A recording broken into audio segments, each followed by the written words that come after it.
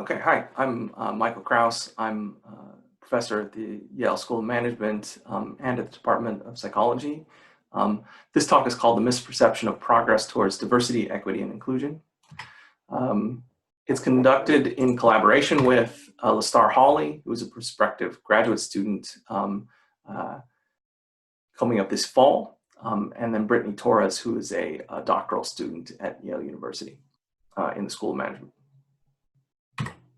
So I want to start with a general psychological tendency that supports the research that we're doing. It's a tendency to have self and system protective justifications for the world that we live in, where we embrace comforting lies instead of difficult truths about society, about ourselves even.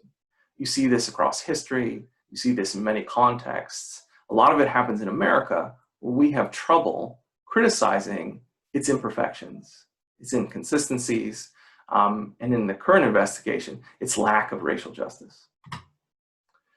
This happens within organizations, particularly around racial justice. Lots of organizations like Chase, but many others, have stated their public commitment to racial justice with displays and promises.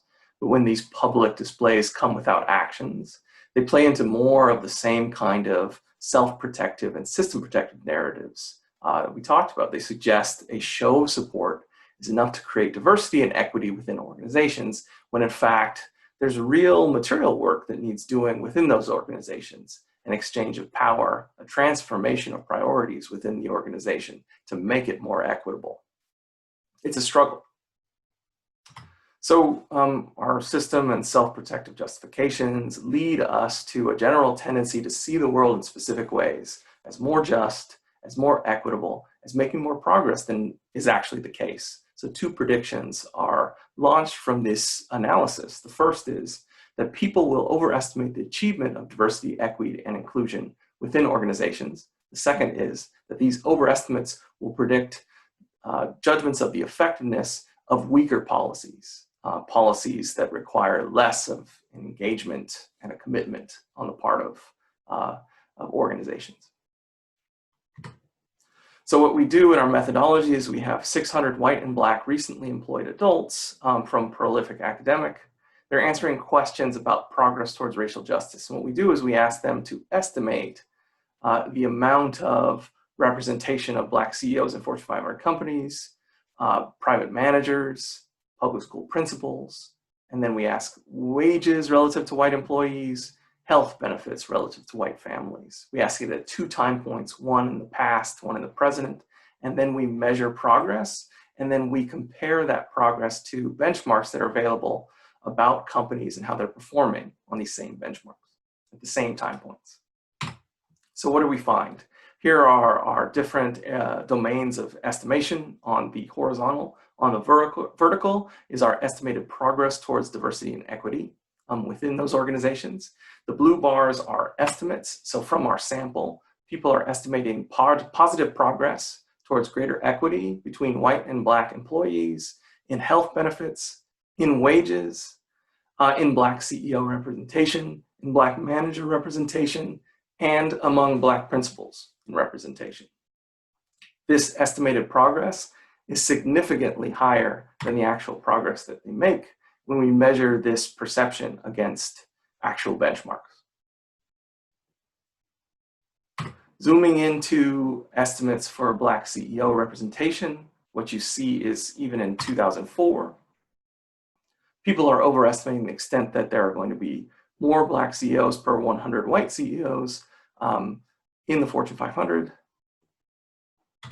People predict progress to 2018 that suggests even more CEOs. Now we're talking closer to 26 per 100. This is a much steeper improvement than our actual data would suggest. And then by 2025, these expectations of progress extend to our participants thinking there's going to be about 37 Black CEOs per 100 white CEOs, a trajectory that is not suggested at all by the available evidence. And then finally, when we look at estimates of the predicted effectiveness of more symbolic DEI policies, these are annual training programs, don't require a lot of lift. A lot of times they're chosen because they legally protect companies from the liability of discrimination and bias.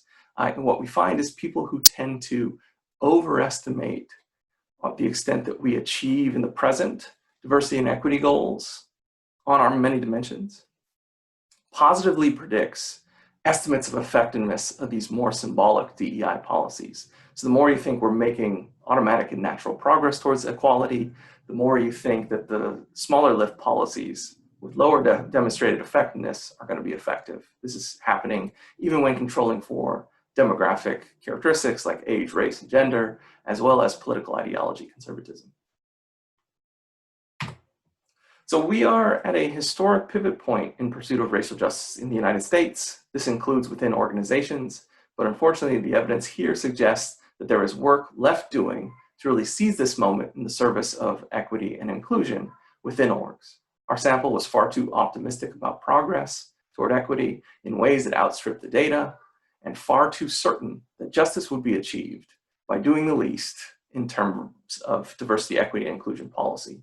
The real work of racial justice within orgs will require recentering of these goals at the heart of the mission of the organizations, and in particular, partnership with leaders in organizational behavior and research who know what works in the service of workplace diversity. To close, I'd like to thank our lab, the Contending with Societal Inequality Lab, and the work was done as part of the summer internship in organizational behavior. It's an effort to broaden participation in doctoral programs for underrepresented minority students. Thank you.